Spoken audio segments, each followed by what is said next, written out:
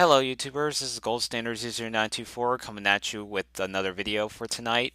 And basically I'm going to be doing a WWE Elimination Chamber 2015 review for tonight. So it's not very often I do a lot of these pay-per-view reviews, but I figured, basically had some free time on my hands, so I figured, why not take this opportunity to go into detail with the pay-per-view itself. Um, yeah, so basically, they brought the Elimination Chamber back after they got rid of it. I believe I read because they were struggling to find a particular arena to sell the Elimination Chamber, so then they like replaced it with Fastlane. So eventually, they ended up bringing back the Elimination Chamber pay-per-view again. And to be quite honest, I really feel like the Elimination Chamber over the years have really been devalued over the years, mainly because the fact that there's been so many matches with the chamber itself that there isn't really anything innovative left to accomplish. Because going into this pay per view, it's like what more could you do with the chamber? It's like when 2002, it was so unique because you got to see um, something that stood out from other gimmick matches, and it had this sort of war games type of vibe, having these wrestlers come out at certain time intervals. Um, and, you also saw these really cool spots like wrestlers getting smashed through the glass pods. And, you saw a lot of stuff like John Morrison, climbing up like the top of the dome and then doing his aerial attacks. And aside from a couple moments like that, it's like, what else could you do for the Elimination Chamber? And with the 2015 Chamber, they were trying to do something a little more outside the box, right? Because most of the time, the Elimination Chamber involves like a world title match or a number one contenders of sorts. So, and then you also factor in with the lack of blood, the lack of violence. So I think that has to do with the reason why this type of pay-per-view gimmick match has just been kind of very run-of-the-mill nowadays. So I so I think having the pay-per-view itself is just like, what's the point, really? And I kind of felt that same way. Um, but all that aside, the Chamber pay-per-view for what it was still pretty enjoyable. I wouldn't say it's the greatest thing in the world, but it was still very tolerable. Minus a couple duds here and there. So I'm basically gonna run down the card a bit and just tell you just my thoughts behind these matches. So without further ado, I'm just gonna kick into gear here.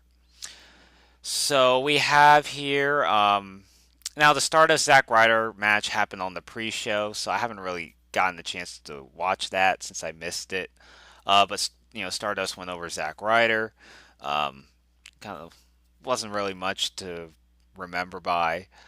But then you also have like the official opening match to kick off the Elimination Chamber, and that involves for the tag team titles. So you have the champions, the New Day, defending the belts against the Lucha Dragons, Tyson Kidd and Antonio Cesaro, Primetime Players, Ascension, and Los Matadores. Um, yeah, so I thought that going into this match that this might be a clusterfuck, but turns out it was actually a little more tolerable. Um, you got to see some cool spots like Kalisto climbing up um, the chain of the chamber, and then basically doing a little flip spot from the top of the chamber.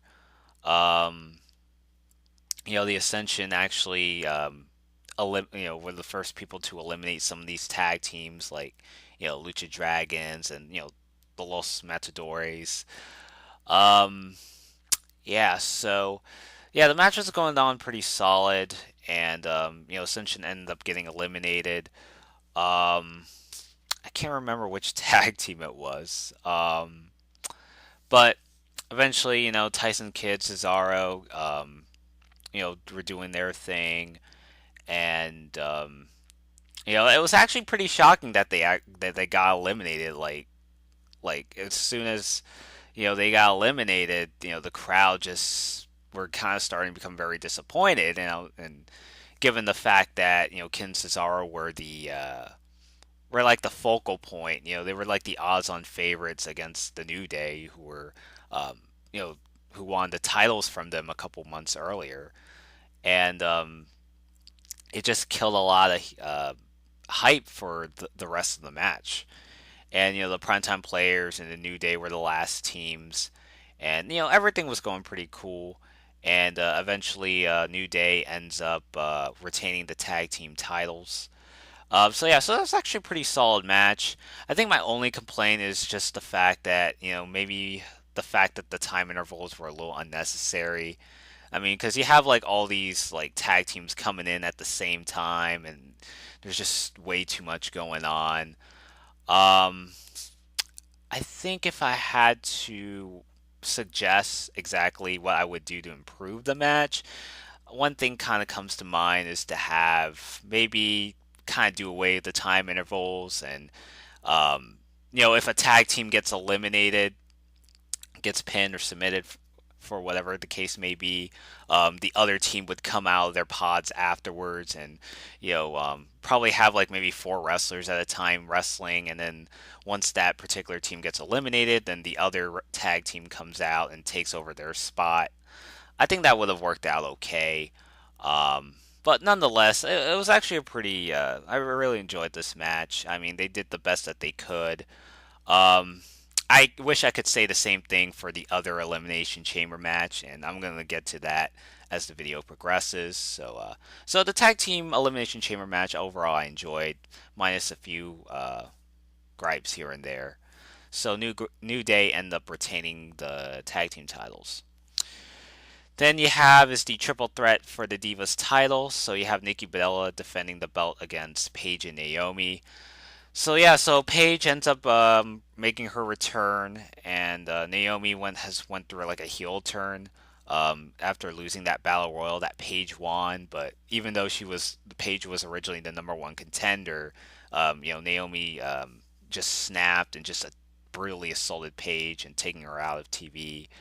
And then the Bellas somehow turned face and basically stirred a lot of controversy between the two wrestlers. So eventually this kind of culminates in this triple threat. And yeah, so Brie and Tamina were banned from ringside as it was announced. And the match was just very sloppy. I mean, I don't know. It just didn't go on for very long, which I think it was, probably the right move. It could have been a lot worse if it ran longer. Um, I mean, then again, it kind of goes against the whole campaigning of, give Divas a chance, since they've been kind of promoting that on Twitter and on, social media overall for the past few months. So, kind of goes against that sort of encouragement, if you will. So yeah, they did like a Tower of Doom spot, and then Paige was probably the wrestler that was just it was just all sloppy, and it just felt like she wasn't really giving her all, and she was working very stiff in the match, and I think she did like a Hurricane Rana spot on Naomi, and it almost like nearly like injured her neck, so it just seemed very awkward and like I said sloppy. So eventually, Nikki Bella somehow steal the win and basically retain the Divas title. Probably the one of the worst matches on the night, and I think they like turned Nikki Bella heel once again. After last night's Raw, where like Nikki had to defend the belt against Paige, and then her and Brie end up doing this typical twin magic strategy that they normally do, and retain the title in a pretty heelish manner. So yeah, so I don't understand what they're doing with the Bella twins. I mean, like turning them face and heel and trying to be sympathetic half the time, and the other times they're just coming off like a bunch of mean girls, that sort of stereotype. Um, but it is what it is. I mean, I honestly don't care for the Bellas. So I think there's some concern going on that that Nikki might potentially break AJ Lee's reign as the longest reigning Divas champion. So wouldn't surprise me if she breaks it. I mean, AJ Lee's not wrestling WWE anymore, and I guess there's still some beef between WWE and CM Punk, and since AJ Lee is CM Punk's wife, so there's probably that, and Nikki's dating John Cena, the poster boy of the WWE. So I don't know. I don't want to complain as much. I mean, it's what it is. So yeah, so Nikki ends up retaining the Divas title in a pretty disappointing match. And then we get to the title versus title match between Kevin Owens and John Cena. Yeah, this is actually a really fun match, and to think that it didn't really get a lot of build up, but at the same time, with the promos that Kevin Owens has been cutting, it was, it really convinced me. It really helped sell the feud, and just basically talking about his wrestling career and how much that he wants to really prove that he is something in the wrestling business, and by doing that, he wants to annihilate John Cena. Kind of like the uh, anti corporate machine storyline that they're doing. Yeah, so this is actually a really enjoyable match. I think a lot of people were pretty hype over just the dynamic between the two wrestlers, and the match really delivered. Just a lot of near falls, and granted, Kevin Owens, dominated the whole match, and Cena did a couple of offense here and there, and the springboard stunner that he's been doing in recent months. Um, but Kevin Owens also did some pretty cool spots like that moonsault variation that he does, so that was pretty cool. Um, and also did that small package pile driver that he does in ROH, but kind of like a different variation of it. Since I think when he did it in like the independent scene, he picks up his opponent and he just slams his opponent right on the neck when he does that. I think it was like a crossfire power bomb sorts. Um, but yeah, so there were some notable spots that he did, and it took a couple of yeah, it took a couple of pinfall attempts since Cena kept kicking out of his pop-up power bomb, which is Kevin Owens' finisher. Yeah, so it looked like Cena was gonna win at one point, so they did a pretty good job at building that suspense that Owens might not win. And it turns out that Owens ends up coming out on top, so he ends up beating John Cena with the pop-up power bomb, and just very enjoyable match. And now they're gonna do the rematch at Money in the Bank. So I don't know. I mean, I was watching Del Xman's video. I mean, I'm not sure if he watches my video, but if he does, that's cool. Um, yeah. So hopefully, I really would like to see them just stretch out the rematch for another date because I mean nowadays WWE's been kind of oversaturating itself with all these special events or pay-per-views, whatever WWE wants to call it, especially now that they got the WWE Network. So yeah, so eventually they're kind of doing another rematch a couple weeks afterwards, and the possibility of Cena getting his win back and potentially on the verge of making Owens look like one of his little bitches. um, but yeah, so that's kind of like the John Cena trends. Like when you feud with them, you probably might win a match under um, under certain circumstances, like cheating or some dusty finish, and then it's only a matter of time before Cena ends up getting the victory and getting the last laugh in the whole overall feud. Um, but I think that's kind of like the concern in terms of the rematch, which I think it probably might be a good match, but I think storyline wise, it would be cool if they, just held it off on another date and maybe do Cena and Owens at a bigger pay per view like SummerSlam. So maybe like build some storyline, build some doubt that Cena can't beat Kevin Owens. Like John Cena keeps, de- you know, requesting a rematch against Kevin Owens, but Owens keeps declining it and just thinks that that he's way beyond Cena's level. So it kind of shows a little sense of cockiness that Kevin Owens is going through. Um, and you keep, the story progresses for the months to come, and then you do like a blow off match or a penultimate match at SummerSlam. So I kind of like that idea for Del X Men. Maybe I'm in the minority to kind of think that, but um, yeah. So I think it will be a good match for what it was or for what it is, but yeah, there's some possibility that this might be negated, that Owens' push might, be a complete afterthought. But I would like to be pretty optimistic, and hopefully Kevin Owens succeeds, especially now that he's called up on the main roster. Now that, despite the fact that he's NXT champion at the moment, so um, yeah. So hopefully, Kevin Owens, tries to uh, maintain that momentum that he's going through so far. And now that he beats John Cena in their first encounter, so that definitely springs a lot of attention to the fans of that watch WWE and don't follow NXT necessarily. So yeah, so Owens and Cena, just a very enjoyable match. And then we have is Adrian Neville. Yes, I'm calling him by his full name, so I'm not just calling him Neville. So Adrian Neville takes on Bo Dallas.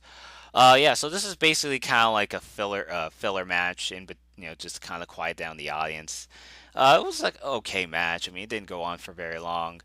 I think the only thing I wish that they would have done is probably just have maybe the winner of the match take the place of Rusev in the Elimination Chamber match.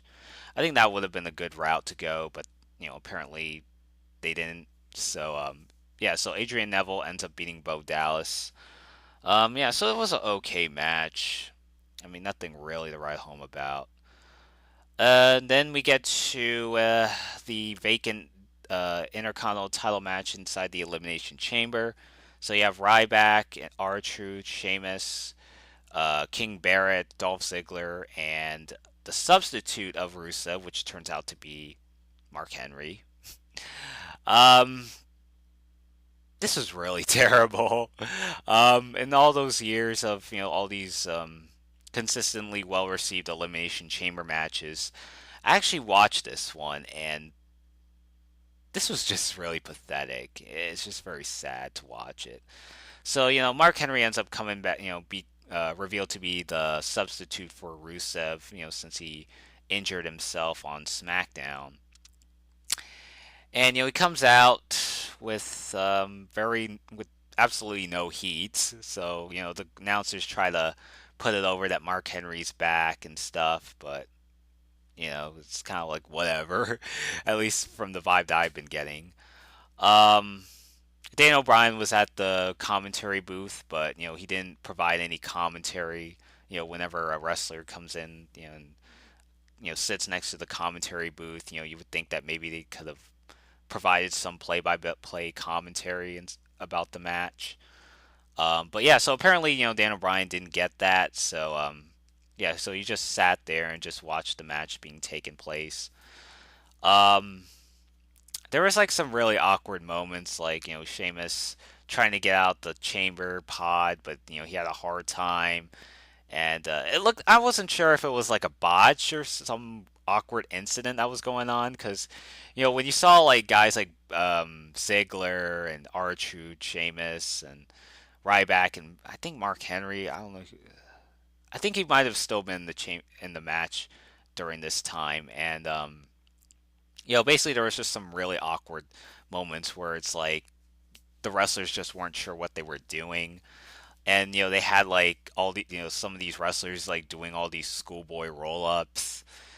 And then R-Truth eliminates King Barrett, despite the fact that Barrett earlier this month won King of the Ring and got all this momentum. And then everyone just beats the living crap out of him like he was the Brooklyn Brawler. Like, and you also I don't know.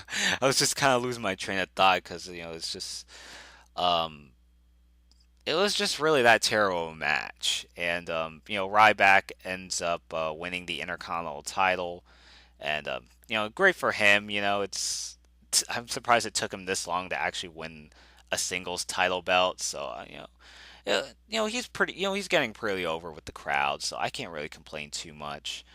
But it doesn't excuse the fact that the match itself was just downright terrible. And I guess it's because of the contestants that were involved in the match. Like, they could have probably put in like guys like Bray Wyatt or Randy Orton or um, Roman Reigns or somebody that wasn't didn't have a match scheduled for the pay per view. But I'm guessing because those three wrestlers are beyond the Intercontinental title position. I mean, most of these guys they had already won belts except for Ryback, obviously.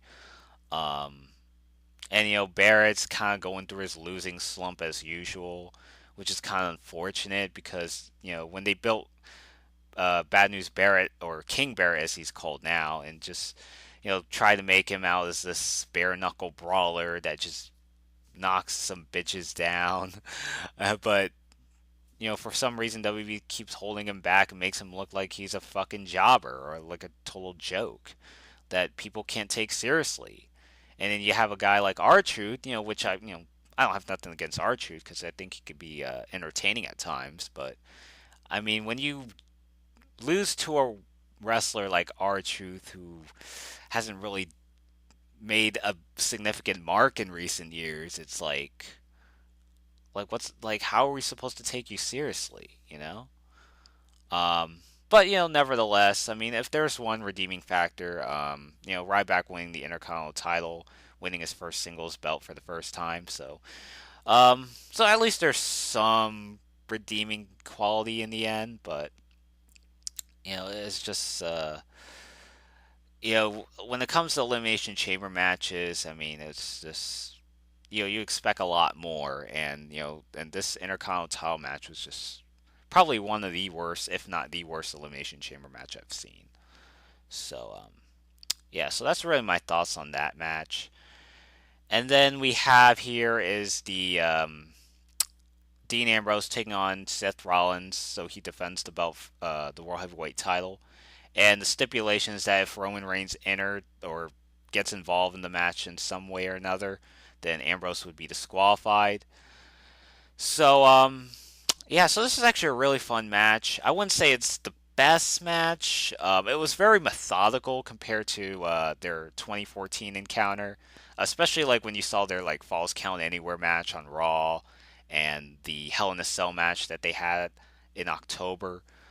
So I guess that kind of caught me off guard watching this match because we expected it to be like very personal and um, just straight up brawling here and there, balls to the wall. But yeah, apparently what we got was a very mat-based wrestling match, but it was still a pretty good match. And I believe this was the second time where the even though this was pay-per-view is called the Elimination Chamber, they didn't have the actual gimmick match be the last match on the card. Um, I believe, yeah, yeah. In 2012, they had Cena and Kane in the ambulance match. And yeah, this is the second time that the World Heavyweight title match or a match that doesn't involve the chamber match itself be the match to close out the show. Um, anyway, so the match takes place. Just typical interference from the Authority, who were at ringside. So a lot of odds stacked against Dean Ambrose, basically.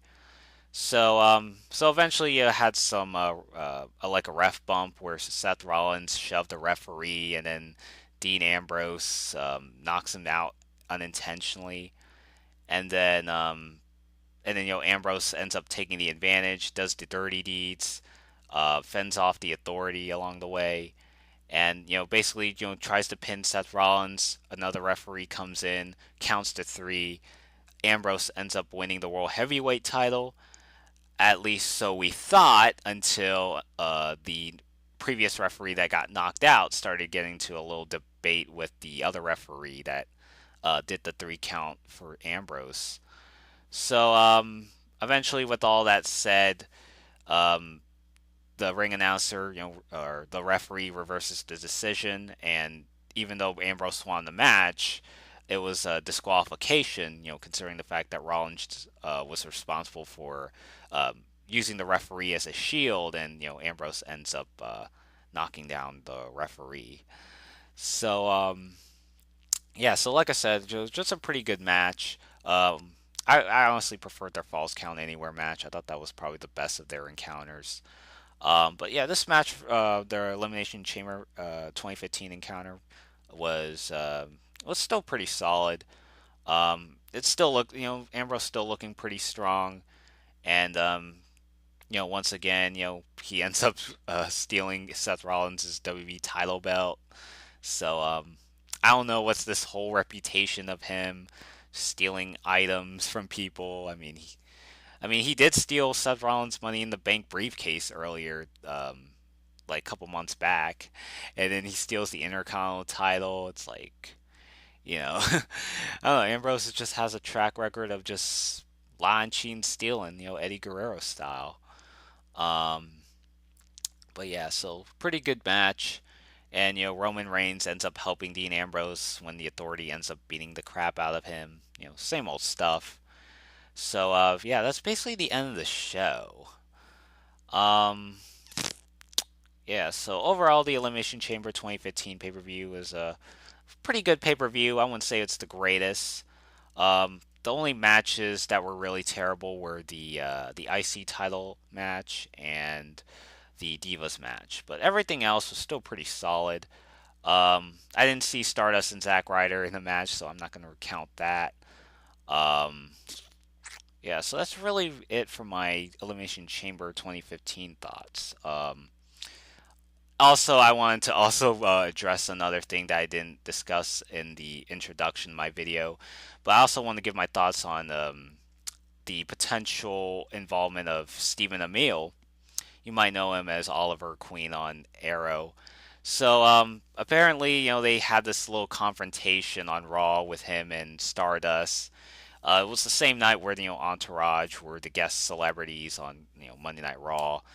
So apparently, basing from all these news reports, there's potential speculation that that he may get involved in some program with Stardust that might build into a match at SummerSlam.